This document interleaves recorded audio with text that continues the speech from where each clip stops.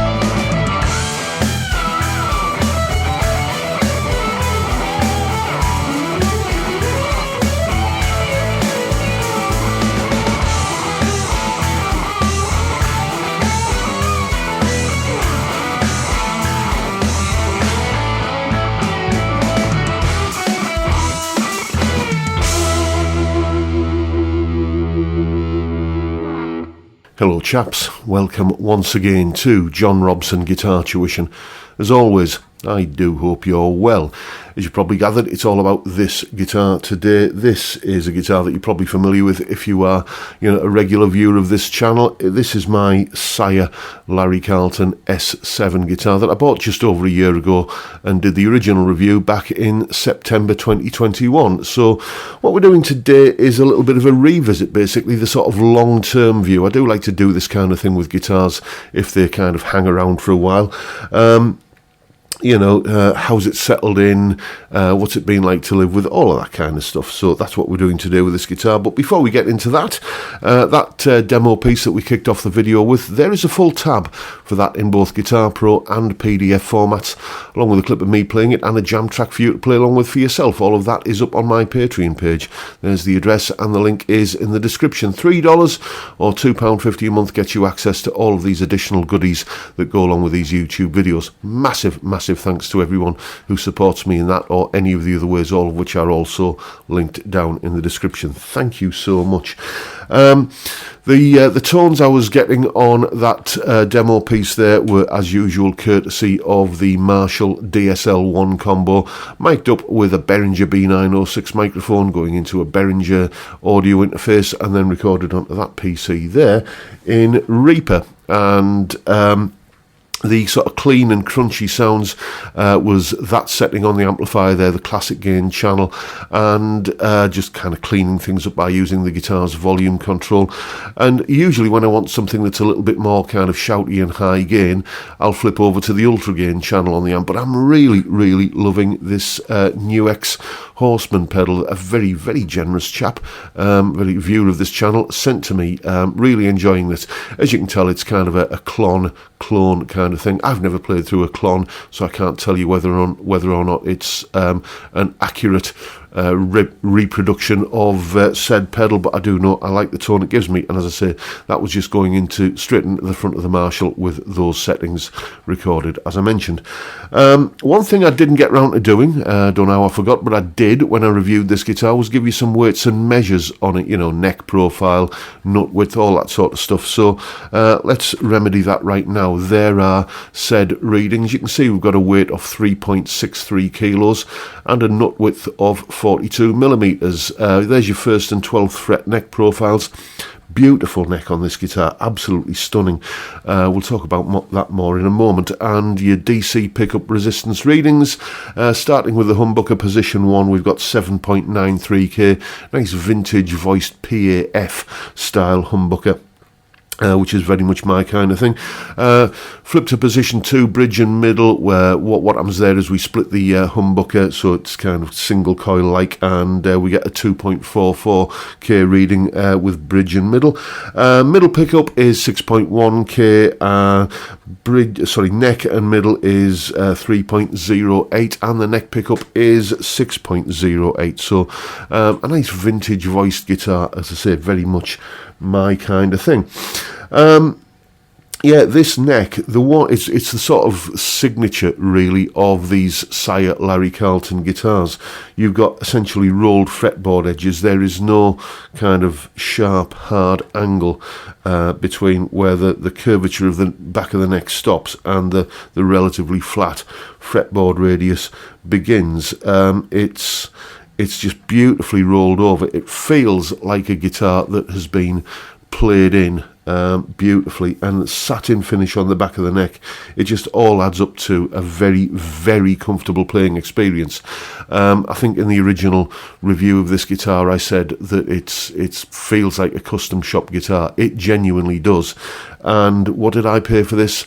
I paid £429 for it, which they're a little bit more expensive now. I think they've gone up to 517 according to the Toman website earlier. But the interesting thing is that, let's say 420 odd quid for that.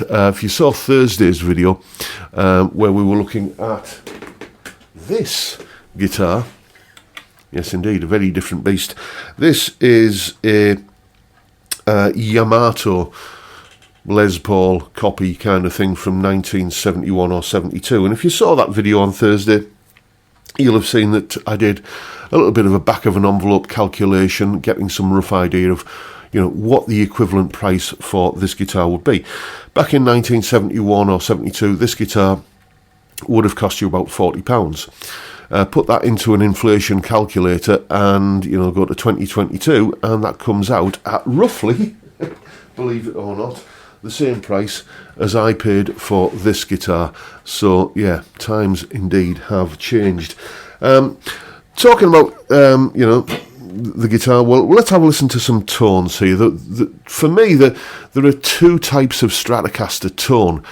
You've got your kind of ballsy brass knuckle blues rock Strat sounds, and you've got your kind of slippery kind of 80s kind of honky kind of clean Strat kind of sounds. And in my experience, it's not always the case that a guitar that can do one can also do the other. But this, for me, is a master of all, not just a jack of all trades, but a master of all trades. I'm plugged into, as I say, the Marshall DSL-1 there still, and it's recording into Reaper at the moment. So if I just bridge pickup, volume tone flat out, let's hear what that sounds like.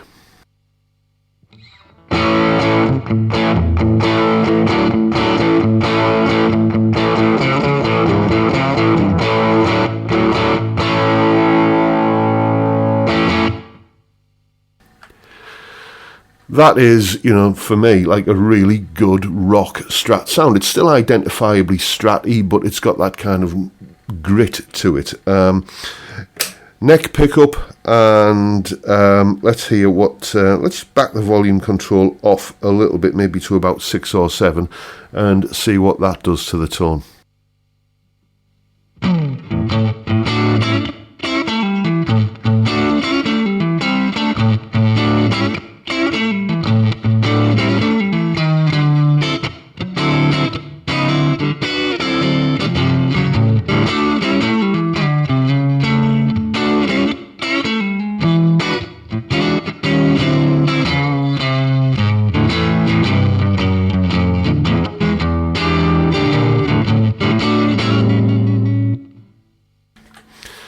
It's that big brass-knuckled Texas blues kind of tone, isn't it? And, you know, just taking the volume control down a little bit now to maybe about 3, then, you know, go for that kind of Robert. Let's see if we can get a Robert Cray kind of Strat tone out of this.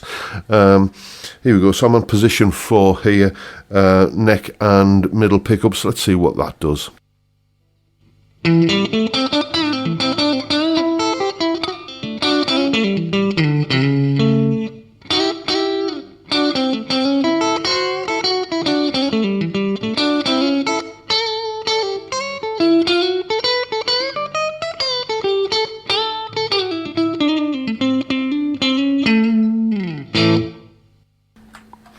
Passes with flying colours. Let's go back to the other kind of in-between position, the bridge and middle, which, you know, many people don't like a humbucker in the back end of a Strat, mainly because they say it interferes with that kind of classic Strat tone. But I don't know, on this guitar, it just seems to, you know, it doesn't sound any less Stratty, as we shall just hear.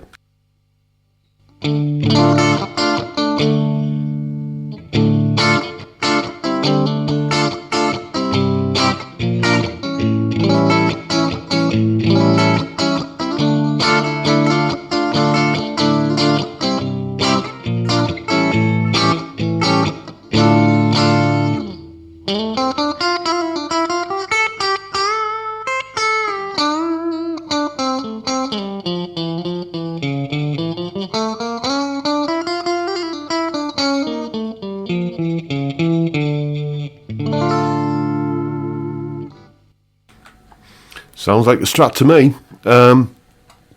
Let's go for some more kind of high again sort of stuff. Again, I'm just going to kick in the new X-Horseman pedal here, and let's see, you know, bridge pickup. You know, let's just see what sort of high gain fun we can have with it.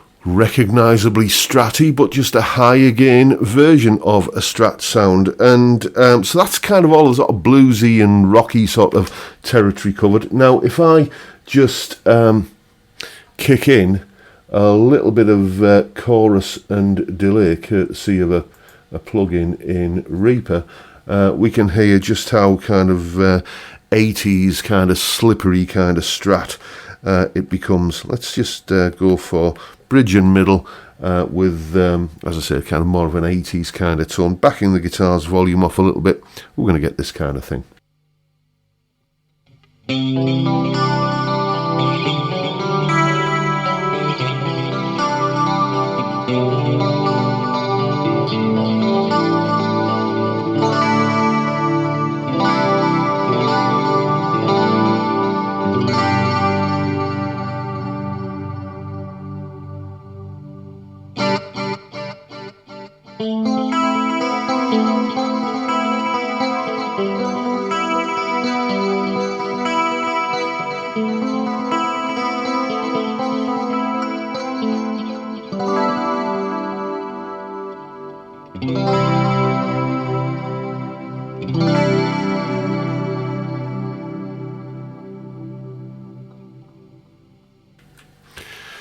As I say, it is very much a Strat for all seasons, and I'm very, very happy with it. It's the guitar. The guitar that I think the review I did before I got this one was a Fender Player Series Strat. I was just curious about those guitars because on paper the spec of a Fender Player Series Strat looks very, very, very similar to the spec of the old American Standard Stratocaster, and I ended up doing a comparison review between the two. My good pal Bottleneck Bob Bridge, he loaned me his American Standard from 2004, and you know, I mean, the Player Strat acquitted itself really well, and I remember saying at the time that there was absolutely nothing that guitar could do better. If you're into Strats and you want a Strat, then this potentially is all that you want from a Strat. But it just never captured my heart. It just never really kind of made me think, yeah, okay, I'm going to be a long-term resident here at Robson Towers. It was okay, but I never formed a bond with it. This guitar, it was like the minute I took it out of its box and started playing, I thought, yeah, I've got my hands on something special here. Again, it feels custom shop quality, and I paid $429 for it, as I said. Well, they've gone up to $517 now, but even at that sort of price, it is just difficult to imagine that there's anything out there in that kind of price bracket that can beat this. Probably the nearest equivalent from Fender is the Player Plus series of guitars, which I've never played one, so I can't speak from personal experience, but on paper they've got very, very similar specs to these guitars. I don't think they have the roasted maple necks though that this guitar has, but they're kind of getting on for double the price. It really is difficult to think of it. If this guitar was a Fender, it'd be a $2,000 guitar. I'm going to say it. It's absolutely astonishing, and although I don't play Strats all the time, it's not my main choice of instrument. A Strat is the kind of guitar, or some kind of Stratty style guitar is definitely something that everyone should have, because there's always going to be a time when you need it, and if you're going to have a Strat, it's hard to think of a better example of the breed than this. So there you go. That is my long-term review of the Sire Larry Carlton S7 Strat-alike guitar. Make of it what you will. Hope you've enjoyed the video and found it relatively interesting and possibly even a bit entertaining and maybe even informative. And if that's the case, please hit the subscribe button and the notification bell if you haven't already done so. And why not drop me a like while you're at it. Don't forget the live stream every Friday, 5 p.m. UK time, where we drink beer and talk about music and guitars. What a great way to kick off the weekend. I'd love to see you there if you can make it. But for now, I'll bid you all a good day and say thank you so much for watching. Thank you for your time. Look after yourselves, folks. Stay well, stay safe, and above all, stay sane. Bye for now.